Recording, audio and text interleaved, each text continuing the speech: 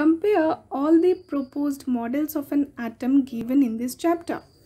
यानी कि जो भी मॉडल्स हैं of an atom given in the chapter structure of the atom, उन मॉडल्स को हमें कंपेयर करना है।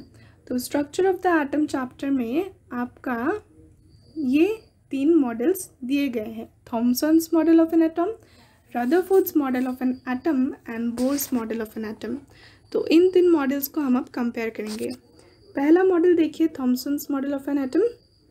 ये क्या कहता है कि an atom consists of a positively charged sphere and the electrons are embedded in it. यानी कि थॉमसन्स मॉडल कहता है कि एक एटम जो है वो एक पॉजिटिवली चार्ज्ड स्फीयर है और इसके अंदर नेगेटिवली चार्ज्ड इलेक्ट्रॉन्स एम्बेड होकर रहते हैं, यानी कि इसके अंदर electrons, negatively charged electrons positive sphere में रहते हैं। सेकेंड पॉइंट है, the negative and the positive charges are equal in magnitude, so the atom as a whole is electrically neutral. यानी कि जो पॉजिटिव चार्ज्ड स्फीयर है और जो नेगेटिवली चार्ज्ड इलेक्ट्रॉन्स हैं उनके मैग्नीट्यूड सेम होते हैं। हम जानते हैं इलेक्ट्रॉन का मैग्नीट्यूड होता है -1 एंड चार्ज होता है -1 एंड प्रोटॉन का चार्ज होता है +1। तो उनका जो मैग्नीट्यूड है वो है 1, राइट।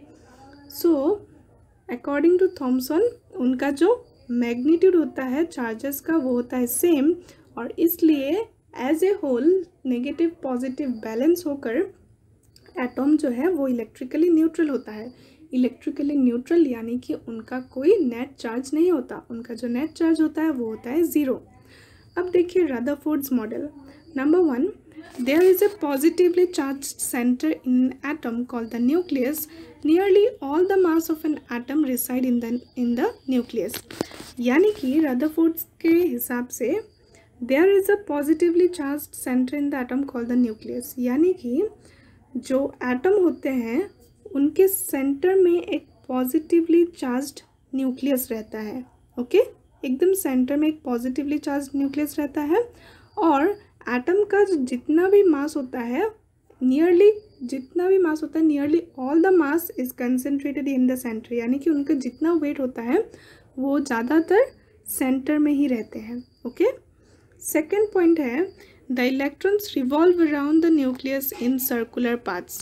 यानी कि जो इलेक्ट्रॉन्स होते हैं वो इस न्यूक्लियस के बाहर ऑर्बिट्स में, सर्कुलर पाथ्स में, ऑर्बिट्स में नहीं, वो सर्कुलर पाथ्स में, न्यूक्लियस के बाहर सर्कुलर पाथ्स में रिवॉल्व करते हैं इस तरह से। ठीक है, तो the electrons revolve around the nucleus in circular paths. Third point है, the size of the nucleus is very small as compare to the size of the atom. यानी कि जो साइज ऑफ द न्यूक्लियस होता है वो as comparison to the atom बहुत ही छोटा होता है।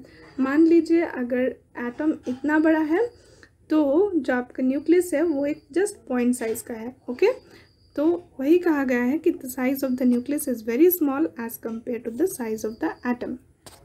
अब हम देखते हैं third model which is the Bohr's model of an atom. तो according to Bohr's model, first point देखिए, only special orbits known as discrete orbits of electrons are allowed inside the atom.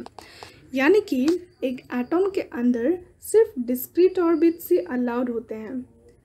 Like Rutherford ने कहा था कि electrons revolve around the nucleus in circular paths. Rutherford ने कहा कि electrons nucleus के बाहर सर्कुलर पाथ्स में रिवॉल्व करते हैं, लेकिन उन्होंने ये नहीं कहा कि वो ऑर्बिट्स में रिवॉल्व करते हैं, right.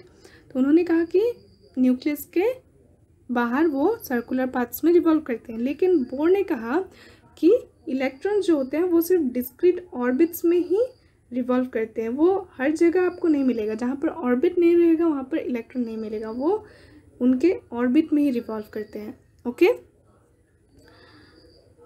Number 2, while revolving in discrete orbits the electrons do not radiate energy। यानी कि जब इलेक्ट्रॉन्स इन ऑर्बिट्स में रिवॉल्व करते हैं तब वो कोई एनर्जी रिलीज नहीं करते हैं। ठीक है, अब हम देखते हैं नेक्स्ट क्वेश्चन।